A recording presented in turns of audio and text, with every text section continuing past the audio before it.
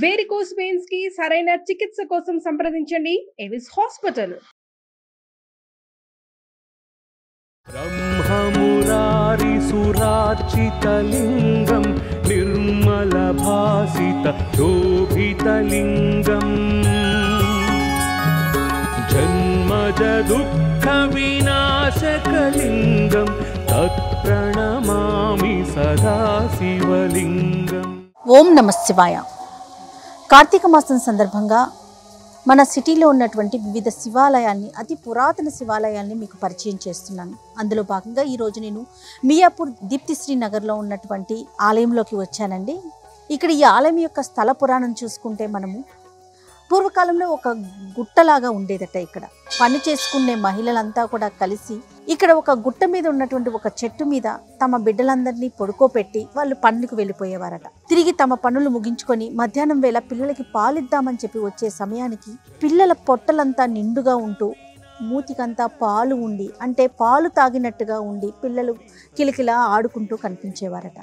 ఈ తల్లులందరికీ ఆశ్చర్యం కలిగేదట. ఇంతమంది పిల్లలకి కలిపి ఎవరో ఒక శక్తి వచ్చి పిల్లలకి పాలిస్తోంది అని ఒక అవగాహనకి వచ్చిన తరువాత, ఇలా కాదు, ఇక్కడ ఏదో ఒక శక్తి ఉందని చెప్పి తమంతట తాముగా ఒక చిన్న గుడారంలాగా ఏర్పాటు చేసుకొని చిన్న జ్యోతిని పెట్టుకొని ఆ జ్యోతిని కొలవటం ప్రారంభించారట. ఆ తర్వాత ఈ చుట్టూ దీప్తిశ్రీనగర్ అనే కాలనీ ఏర్పడిన తరువాత ఇక్కడున్న పెద్దలతో, అలానే భారతీయం సత్యవానమ్మ దంపతులతో మాట్లాడిన తర్వాత చిన్నగా ఒక దేవాలయాన్ని నిర్మించడం జరిగింది. అంటే ఇది స్వయాన వెలిసింది జ్యోతి ఆకారంలో, ఎవరికి వాళ్ళుగా ప్రజలంతా కలిపి ఆ శక్తిని గుర్తించి నిర్మించినట్లుగా తెలుస్తోంది. కాలానుగుణంగా తరువాత కాలంలో ఒక్కొక్క దేవతామూర్తిని నిర్మించి ఇంత పెద్ద ప్రాంగణాన్ని నిర్మాణం చేయటం జరిగింది. నేను ఇంతకు ముందు మీకు చెప్పాను కదా, స్ఫటికలింగం యొక్క ఆలయానికి దారి ఇదేను. అయితే ఏదైతే ఒక జ్యోతిని ముందుగా గ్రామంలోని ఆడవారంతా పెట్టుకున్నారో ఆ జ్యోతిని తీసుకొచ్చి ఈ స్వామివారి దగ్గర పెట్టి దీన్ని జ్యోతిర్మయి ఆత్మలింగంగా ఇక్కడ పెట్టడం జరిగిందనమాట. ఇక్కడ కేవలం ఈ ఆత్మలింగానికి, ఈ స్ఫటికలింగానికి కేవలం గంగాజలంతో మాత్రమే అభిషేకం చేస్తారు.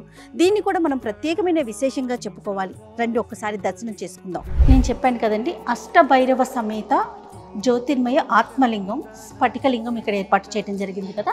అష్టభైరవుడు శ్రీ అసితాంగ భైరవుడు, అంటే ఇలా అష్టభైరవులతో ఒక ఆలయాన్ని నిర్మించడం కూడా ఇదే ప్రథమం అని చెప్పి నాకు సత్యవానమ్మ కూడా చెప్పడం జరిగింది. శ్రీ రురు భైరవుడు. ఆలయ ప్రాంగణం అంతా కూడా అందరికీ, అంటే ఒక్కొక్కరు ఒక్కొక్క దేవుణ్ణి, ఒక్కొక్క దేవతామూర్తిని కొలుస్తాం కాబట్టి అందరికీ అనుకూలంగా ఉండాలని అన్ని దేవతామూర్తులను కూడా ఈ దీప్తిశ్రీ నగర్లో ఉన్నటువంటి ఈ ఆలయంలో నిర్మించడం జరిగిందండి. శ్రీ చండ భైరవుడు ఈయన. శ్రీ క్రోధ భైరవుడు. ఆలయానికి వెనుక భాగంలో శ్రీ నటరాజస్వామిని ఏర్పాటు చేశారు. శ్రీ ఉన్మత్త భైరవుడు, శ్రీ కపాల భైరవుడు, శ్రీ భీషణ భైరవుడు, కాల భైరవుడు. ఒక్కసారి మూల విరాట్ అయినటువంటి స్వామివారిని మనం దర్శనం చేసుకుందాం. బ్రహ్మమురారి సురార్చితలింగం నిర్మల భాసిత శోభితలింగం జన్మజ దుఃఖ వినాశకలింగం తత్ప్రణమామి సదా శివలింగం. నమస్తే గురుగారు. నమస్తే అమ్మ. అష్టభైరవ సహిత జ్యోతిర్మయ ఆత్మలింగం మనం ఎక్కడా చూడము, బహుశా చాలా విశేషమైన ఆత్మలింగంగా చెప్తా ఉన్నారు. ఒక్కసారి విశిష్టత. మనకి ఎన్నో లింగాలు ఉన్నాయమ్మ. మనకి స్ఫటికలింగం అంటే ఉన్న అన్ని లింగాల కన్నా ప్రత్యేక ఫలితాన్ని ఇస్తుంది. స్ఫటిక అంటే పేరులోనే ఉంది, శుద్ధ స్ఫటిక అంటే ఎటువంటి కల్మషం లేకుండా నిర్మలంగా ఉంటుంది అని అర్థం. అంటే మనకి ఎటువంటి దోషాలు ఉన్నా, ఎటువంటి ఇబ్బందులు ఉన్నా వాటన్నిటి నుంచి కూడా బయట స్వామివారు మన బయట వేస్తూ ఉంటారు.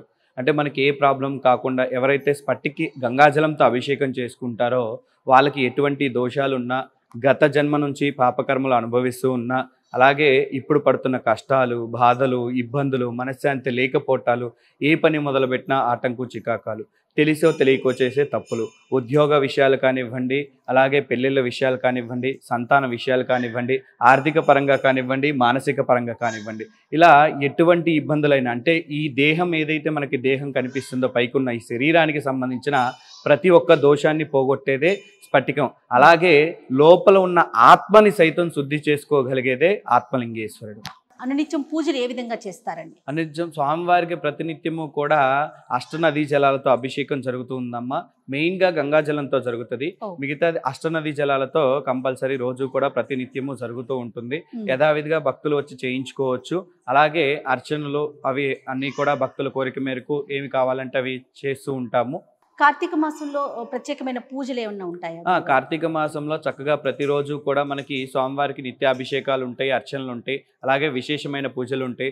కాలభైరవుడికి కూడా విశేషంగా పూజలు అర్చనలు ఉంటాయి. అలాగే కాలభైరవుడికి ఏదైతే అష్టభైరవులు కాకుండా కాలభైరవుడికి అష్టమి రోజు అభిషేకాలు ఉంటాయి.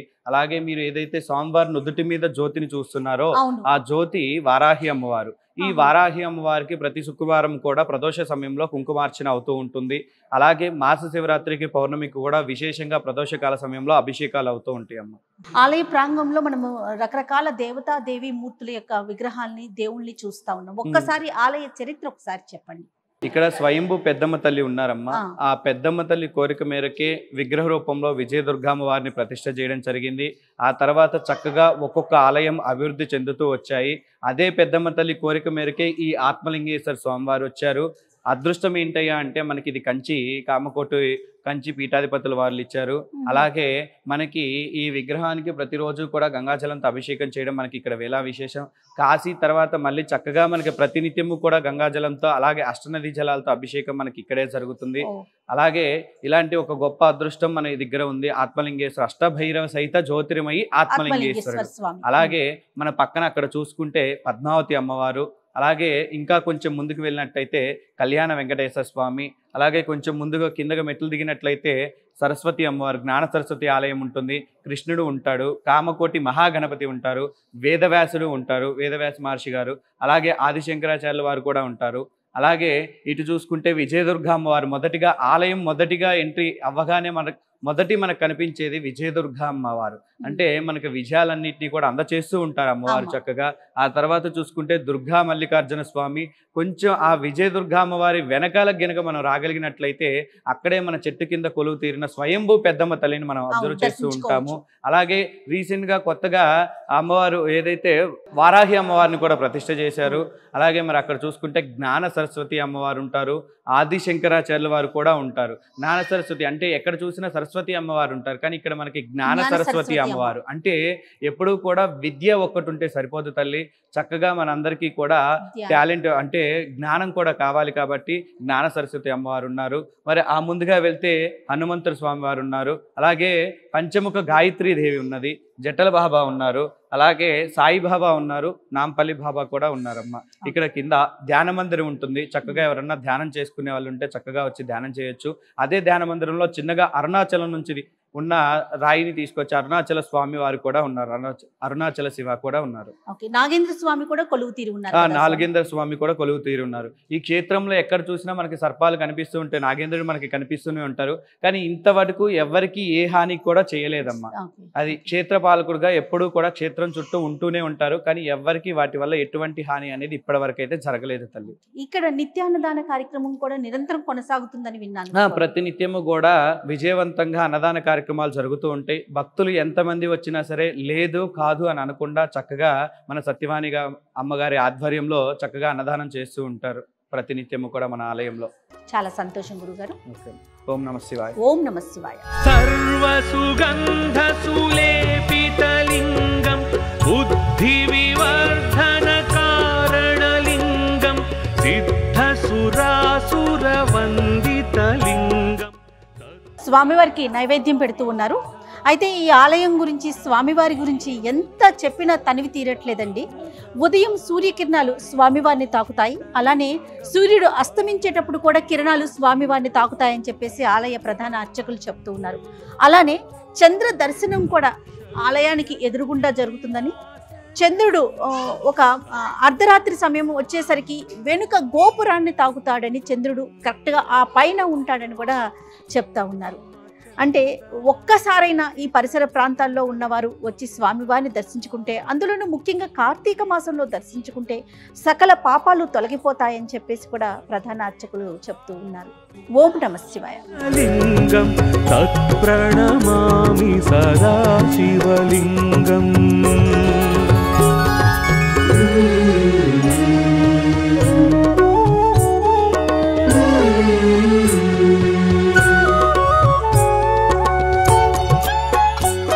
అమ్మా నమస్తే. నమస్తే. ఆలయ ప్రాంగణం అంతా చూసాము, చూసారా? ప్రతిదీ చూసాం. ముఖ్యంగా స్ఫటికలింగం, వా జన్మ ధన్యమైపోయిందమ్మా. ఆహా. ఒక్కసారి ఆలయ విశిష్టత మీ మాటల్లో. ఈ విశిష్టతను గురించి చెప్పాలి అంటే 2-5 నిమిషాలు సరిపోదు. న్యాయంగా అవును. ఏది ఏమైనా ఈ క్షేత్రం ఎవరిదో ఒక ప్రమేయంతో వచ్చింది కాదమ్మా. తనంతట తానుగా మూల ప్రకృతి వ్యక్తావ్యక్త స్వరూపిణి అనేటటువంటి ఒక నామం ఉంది లలితా సహస్రనామంలో. మూల రూపంగా ఉన్న అమ్మవారు వ్యక్తమయ్యింది బయటికి. ఆ వ్యక్తమైంది విజయదుర్గాదేవి. వ్యక్తం కాకుండా ఉన్నది పెద్దమ్మ తల్లి వెనక ఉన్నది. ఆ తల్లి ఈ విధంగా వ్యక్తమై దాదాపు 38 సంవత్సరాలు. సో ఆ విధంగా ఆవిర్భవించినటువంటి ఈ తల్లి ఎలా ఆవిర్భవించింది అంటే అదొక్కటి మాత్రం మీకు చెప్పి తీరాలి. ఇది దొంగల గుట్టగా వ్యవహరించేవారు ఒకప్పుడు. ఇక్కడ చుట్టుపక్కల ఉన్నటువంటి గ్రామాలన్నీ, అప్పుడు పట్టణం ఇంతగా ఎదగని కాలంలో సిటీ, చుట్టుపక్కల ఉన్నటువంటి గ్రామాల నుంచి కూలి పనులు చేసేవాళ్ళు తమ బిడ్డలని ఈ చెట్టు కొమ్మలో ఉయ్యాల వేసుకుని పడుకోబెట్టుకుని పనుల్లోకి వెళ్ళేవారట. వెళ్ళి తిరిగి వచ్చి బిడ్డలకు పాలు ఇద్దామని చెప్పి తల్లులు చేర తీసుకునేసరికి పిల్లలు మూతి నిండా పాలు కారుతూ పొట్ట నిండా పాలు ఉండి కిలకల్లాడుతూ ఉంటే, ఒకరోజు కాదు 2 రోజులు, ప్రతిరోజు ఇలా జరుగుతుంటే ఏ శక్తి మన బిడ్డలకి పాలిస్తోంది ఇక్కడ అని చెప్పి అలా ఆరాధించుకోవటం మొదలుపెట్టి ఆ చెట్టు కింద ఒక చిన్న ఆలయం లాగా వాళ్లే పేర్చుకుని నిర్మించుకున్నారు. రోజు దీపం వెలిగించుకుని జ్యోతి మాత్రమే, ఓన్లీ జ్యోతి మాత్రమే వెలిగించుకుని ఆ జాతరలు జరుపుకుంటూ ఆ చెట్టు కొమ్మకి అందరూ ముడుపులు చెల్లించుకోవటం ఆరంభించారు. అప్పుడు 1986 సంవత్సరం 85-86 సంవత్సరంలో దీప్తి శ్రీనగర్ కాలనీ నిర్మాణం జరుగుతూ ఉన్న సమయంలో వారు గ్రామస్తులందరూ వచ్చి చెప్పడం జరిగింది.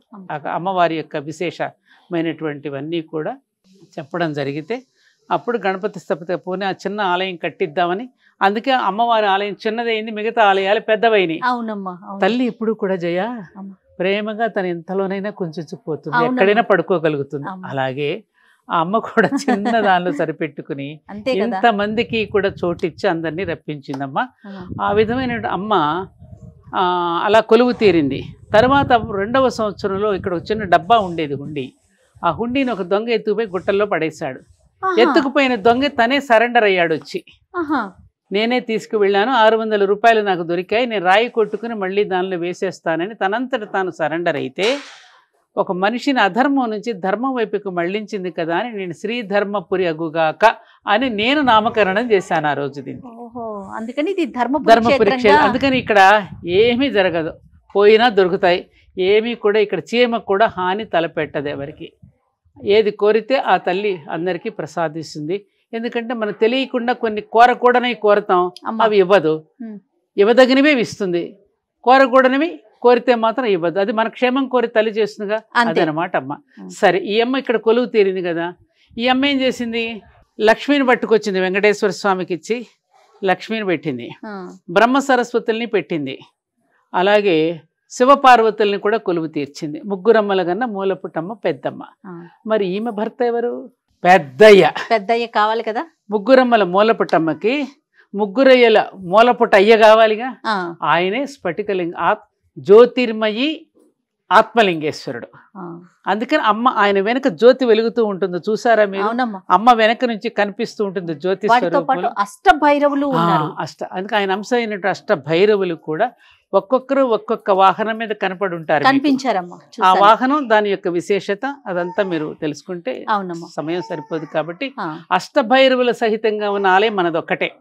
మన తెలంగాణ రాష్ట్రంలో ఇంత అతిపెద్దమైనటువంటి స్ఫటికలింగం ఎక్కడా లేదు ఆహా. ఆలయం. ఆ. కాబట్టి ఇది శివకేశవులకి నిలయం మన ధర్మపురి క్షేత్రం. ఉమ్. రెండవది ఏమిటంటే ఇక్కడ గంగాజలంతో మాత్రమే అభిషేకం. అభిషేకం. పౌర్ణమి రోజు మాస శివరాత్రి రోజు మాత్రమే పంచామృతాలతో అభిషేకం చేసి వచ్చిన భక్తులు ఎవరైతే చేసుకోవాలని అనుకుంటున్నారో వాళ్ళకి గంగాజలం మాకు అక్కడి నుంచి వస్తుంది, గంగోత్రి నుంచి ఆహా. ప్యాకెట్స్లో బాటిల్స్లో అమ్మా. ఆ గంగాజలం ఇస్తాం. వాళ్ళు లోపలికి వెళ్ళి గంగాజలంతో అభిషేకం చేసుకోవాలి. ఎందుకని గంగాజలంతో పెట్టామనేది నీకు తప్పకుండా నేను అవును. తెలియచేయకపోతే దాని పరమార్థం తెలియదు. అవునమ్మా. మనం సంకల్పం చెప్పుకునేటప్పుడు మమ ఉపాత్త దురితక్షయ ద్వారా శ్రీ పరమేశ్వర ప్రీత్యర్థం అంటున్నాం. ఉమ్. పరమేశ్వరుడి యొక్క ప్రీతి పొందాలి అంటే దురితము అంటే పాపం. నేను చేసిన పాపం అడ్డొస్తోంది. నీ ప్రీతి పొందాలంటే మరి నేను చేసిన పాపాలు పాపం అడ్డొస్తున్నాయి అడ్డొస్తుంది కదా. కదా. అందుకని ఆ పాపాన్ని నేను కడిగేసుకున్న తర్వాత నీకు అభిషేకం చేస్తున్నాను. ఉమ్. గంగ ఎంత పవిత్రమైంది, అంతటి పవిత్రమైన గంగాజలంతో నేను అభిషేకం చేసుకునే ముందు నా పాపాన్ని నేను ఇక్కడ పాయశ్చిత్తం చేసుకుంటున్నాను అనుకుంటూ అభిషేకం చేయడం ద్వారా అవన్నీ కూడా క్షయమైపోతాయనేటువంటి ఒక సంకల్పంతో ఓ. కేవలం గంగాజలంతో మాత్రమే అభిషేకం అనేటటువంటి సంకల్పం ఎవరిచ్చారు? అమ్మ అమ్మ. ఇచ్చింది. ఆ. మీ నాన్నకు అలా చేసుకోండిరా. ఆ. తండ్రి కోప్పడతాడు కదా. అవును. మీ నాన్న యొక్క ఆగ్రహానికి గురి కాకుండా ఉమ్. ఆయన అనుగ్రహాన్ని పొందాలి అంటే ఉమ్. ముందు మీరు వాటిని క్షయం చేసుకుని అప్పుడు నా దగ్గరికి రండి అని అమ్మ చెబితే అది అక్కడ జరుగుతోంది. బా, ఎంత అద్భుతమైన విషయం అమ్మ. ఇదమ్మా ఇక్కడ జరిగేటటువంటి విషయం. ఇంకొకటి ఏంటంటే ఇక్కడ ఇన్ని దేవాలయాలు ఉండడానికి ఆ. స్వయంవరంలో ఎవరికి ఇష్టం ఇచ్చినటువంటి వరుడును వాళ్ళు వరించినట్టుగా, వడ్డించిన విస్తరాకులు అన్ని పదార్థాలు వస్తే ఎవరికి నచ్చిన పదార్థాలు వాళ్ళు తిన్నట్టుగా, ఎవరికి నచ్చిన ఇష్టదైవాన్ని వాళ్ళు ఆరాధించుకునేటట్టుగా ఇంతమంది దేవతలు కూడా ఇక్కడ కొలువు తీరు ఉన్నారు. భక్తులందరూ స్వేచ్ఛ. ఇంకొకటి విశేషం క్షేత్రంలో ఎవరికి వారు నిష్కామంగా వచ్చి సేవ చేసుకుని వెళ్ళిపోతారు. ఉమ్. ఎవరు చేస్తున్నారో కూడా మనకు తెలియదు. ఉమ్. అమ్మ మేము ఇది చేయాలి, చేసుకోండి. ఆ విధమైన భక్తులకు ఒక స్వేచ్ఛ. ఎక్కడా కూడా ఎవరు ఏం చేస్తున్నారు అనేది ఎక్కడా కనిపించలేదు. ఎక్కడ కనిపించదు. నేను కూడా అదే అనుకున్నాను. కనిపించదు. ఎక్కడ పేర్లు ఉండవు మీకు. ఉమ్. నిష్కామంగా పని చేసుకుంటూ వెళ్ళటం. అందుకని ధర్మపురి క్షేత్రం అన్నాం కదా. అది అంతే. ఆ ధర్మాన్ని ఆచరించడం అంటే ఏమిటి?